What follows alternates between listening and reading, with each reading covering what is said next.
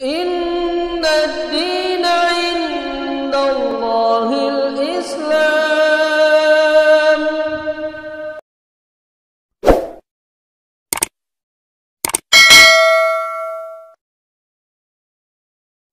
Assalamualaikum. Waalaikumsalam warahmatullahi wabarakatuh. Kayaknya cincinnya baru saja. Alhamdulillah, kan mau lebaran ntar lagi.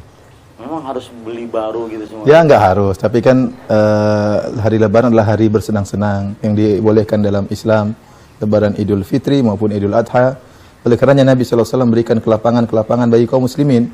Kita tahu dibolehkan pada hari lebaran untuk bermain duf atau rebana yang tidak dilakukan selain di hari-hari kegembiraan seperti ini. Oleh karenanya boleh saja masyarakat misalnya bergembira dengan membelikan baju baru buat anak-anak. Ya. Lalu Ustaz, biasa kalau mau lebaran ini banyak istilah-istilah yang dipakai oleh kaum muslim. Seperti selamat Idul Fitri, minal aidin wal faizin. Ya itu sih boleh-boleh saja sih. Itu kan kita tatkala hari lebaran kembali asalnya ini adalah perkara adat istiadat. Ya, asalnya kita tahniah, memberi ucapan selamat. Adapun bagaimana cara mengucapkan selamat kembali kepada adat masing-masing. Memang kita tahu bahwasanya para salaf dahulu mereka tatkala hari lebaran mereka mengatakan taqabbalallahu minna wa minkum. Dan itu adalah nikmat tahniah. Artinya apa? Artinya semoga Allah menerima amalan kami dan amalan ibadah antum selama bulan Ramadan. Semoga diterima oleh Allah Subhanahu wa taala. Lantas mereka berpelukan misalnya menunjukkan kebahagiaan.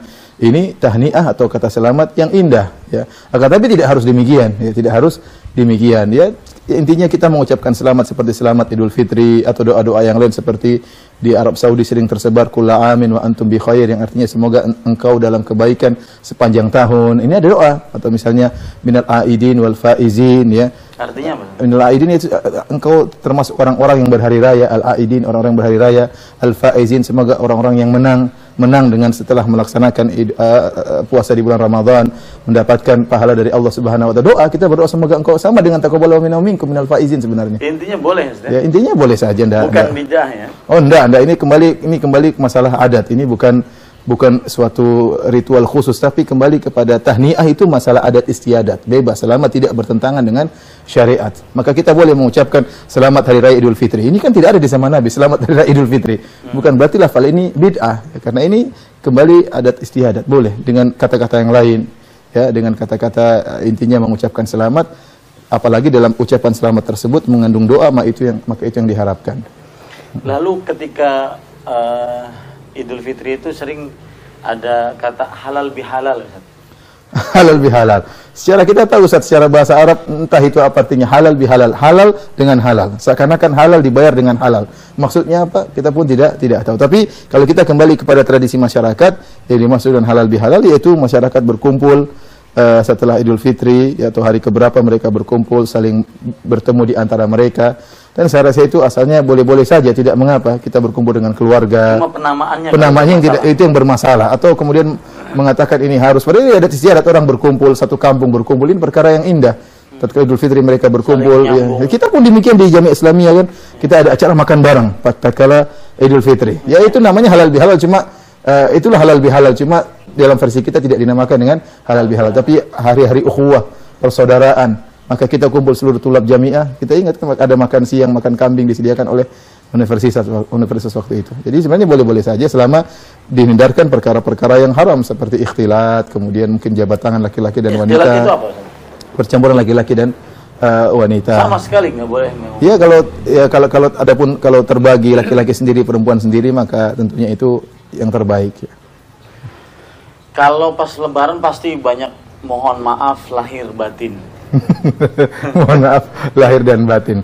Maksudnya lahirnya salah, batinnya salah, terus dia minta maaf atau bagaimana? Saya nggak paham maksudnya apa itu, Ustaz. Mohon maaf lahir dan batin, ya.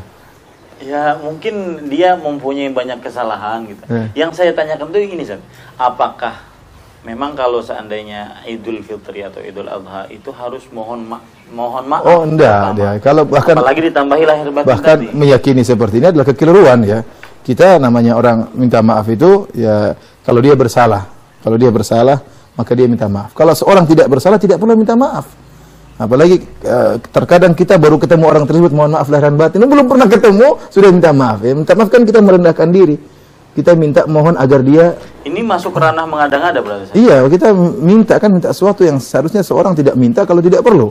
Tatkala kita minta apa sementara kita tidak punya salah, maka tidak benar. Oleh karenanya orang yang kalau punya salah segera dia minta maaf, jangan tunggu lebaran dulu. Jangan keburu meninggal sebelum lebaran dia tidak sempat minta maaf. Kapan dia bersalah maka dia segera minta maaf, ya. Yang ada hadis riwayat Bukhari itu, man kanat li akhi indahu madlamatun. Ya, iya, orang punya dosa segera faliyatahallalhul yaum qabla ayyakuna la dinar wala dirham. Hendaknya segera dia minta dihalalkan sebelum datang hari kiamat yang tidak bermanfaat dinar dan dirham, yaitu. Ya, makanya kebiasaan masyarakat yang kemudian minta maaf ditunda sampai hari lebaran ini keliru, kecuali kalau memang pas kebetulan ketemu hari tersebut, sebelumnya tidak pernah ketemu. Ya, kemudian mungkin ada salah yang dahulu, kemudian memanfaatkan momen hari lebaran sebagai minta maaf, nggak jadi masalah. Tapi adapun menunda gara-gara nunggu lebaran, maka ini kekeliruan. Satu lagi Ustaz, kebiasaan kalau di beberapa keluarga muslim itu habis sholat Id mereka kumpul, bapak, ibu, kemudian datang anak pertama, sungkem. Nah, di situ mohon maaf, lahir batin. Lahir batin tadi belum Saya tidak paham maksudnya apa lahir batin, maksudnya ayah itu mungkin istilah, maksudnya seluruh kesalahan saya tolong dimaafkan. Ya, ya.